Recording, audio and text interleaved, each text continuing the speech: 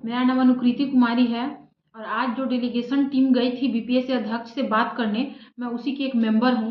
5 लड़के और 1 लड़की गई थी, जिसमें मैं भी थी। तो बातें क्या हुई और कहाँ से पृष्ठभूमि इसकी बनी, हम लोग कैसे मिल पाए, जैसा कि आप सभी जानते हैं कि उनसे मिलना कितना कठिन था। 3 दिनों की छुट्टी बताई जाती थी, कभी कभी नहीं है सर, ऐसे करके हम लोग आंदोलन पे उतर गए, लेकिन वो मिलने को तैयार नहीं हुए। तो किस तरीके से इसकी पृष्ठभूमि बनी, मैं कहना चाहती हूँ एक चीज। देखिए, हम लोग कल दिन भर मशक्कत करने के बाद कल शाम को हमारी मुलाकात डिप्टी सीएम सर से हुई। डिप्टी सीएम सर ने हमें बुलाया और करीब 50-60 लोग हम थे। हम उनका इस चीज़ के लिए बहुत थैंकफुल हैं कि उन्होंने हमें अपने केबिन में बुलाया अंदर। हम सभी लोगों को बातों को बड़े अच्छे से सुना। हम लोग अपने साथ बहुत सारे साक्ष्य लेके गए थे कि हम अपनी बातें कहने क्यों आए हैं। हम लोगों के पास पूरा पॉइंट था, हम लोगों ने पूरा सेटिस्फाई किया उनको। जितने बच्चे घायल थे, जितने स्टूडेंट हमारे लिए आंदोलन कर रहे थे और वो जो लोग भी घायल थे, उन सब का फोटो उनको दिखाया।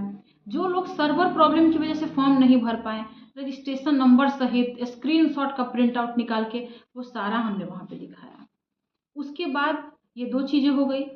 तीसरी बात, किस तरीके से कम्युनिकेशन गैप रखा है आयोग और बच्चों के बीच, ये चीज़ से भी हम उनको अवगत कराएं।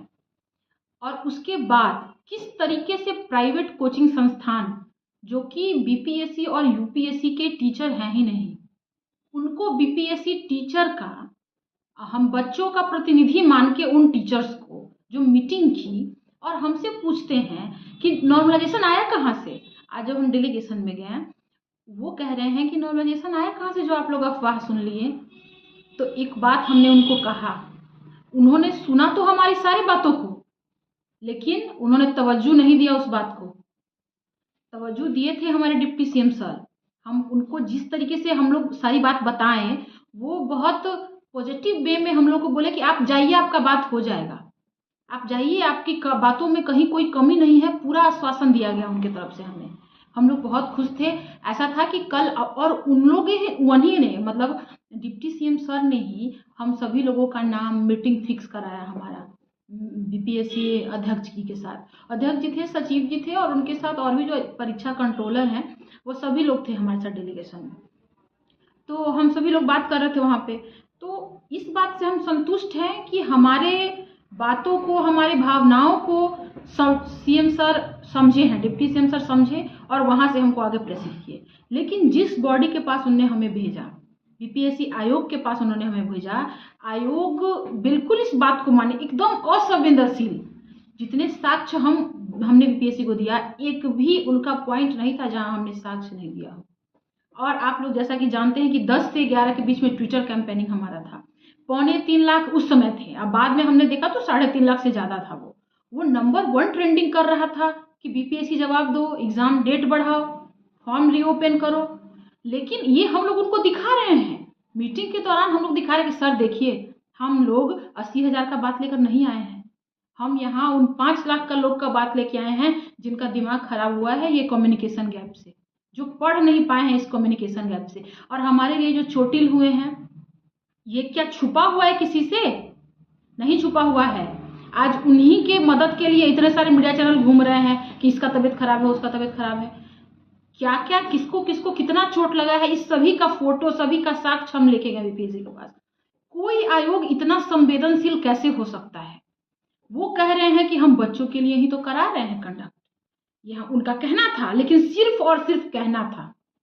जब वही बच्चों का साक्ष्य हम आपको दे के आए हैं, जब उन्हीं बच्चों की पीड़ा आपको हम बताए हैं, 3 लाख प्लस 80,000 और वो जो 150-200 बच्चे जो घायल हुए हैं वो, और बाकी जो बचे वो सब मानसिक रूप से प्रताड़ित हैं वो, अगर हम उनका साक्ष्य आपको देकर आए, जिस बात से पूरा का पूरा डिप्टी सीएम ऑफिस जो है वो पूरा का पूरा सेटिस्फाई था कि नहीं, आपकी बातें जायज है, हम आपके साथ हैं, आप जाइए। ये आयोग तानाशाही पे क्यों उतर गया? इस बात को लेकर आयोग ने हमारे सभी साक्ष्य को क्यों सिरे से इनकार कर दिया? एक बात और, जब सर ने हमें भेजा उनके पास, आयोग के पास, जब सर हम सभी लोग का नाम भेजे और हमारा टाइम फिक्स किया, उसके बाद सर का एक कहना था कि तुम लोग जाओ, तुम्हारा काम हो जाएगा, और बात करने के बाद अगर नहीं कुछ हल निकले तो हमसे मिलना। सर ने ऐसा आश्वासन हमें दिया। हम बहुत खुश हुए।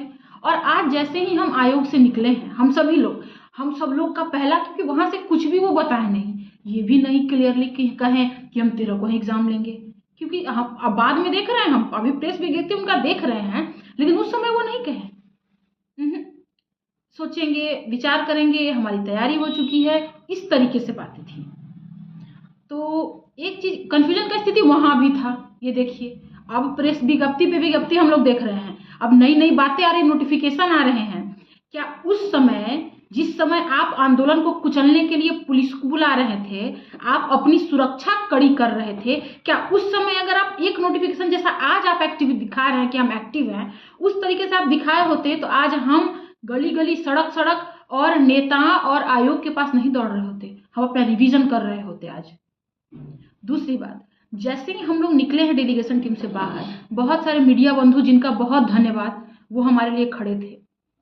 देखिए, एक बात और है कि हम जो 6 लोग गए थे वो विशुद्ध विद्यार्थी हैं, हमें बिल्कुल भी नहीं नेतागिरी का, ना हमें पता है नेतागिरी का, ना भी नहीं पता हमें नहीं पता। हम अपनी जेन्युइन मांग लेकर गए थे, हमें पता ही नहीं कि हम कब क्या बोलें, हमारी बस मांग जायज है, हमें इतना पता था कि हमारी मांग में दम है, और इसीलिए हमें डिप्टी सीएम सर भेजे हैं। तो वहां से निकल के हमें क्या बाइट देना है, मीडिया में क्या कहना है, ये हमें समझ नहीं आया।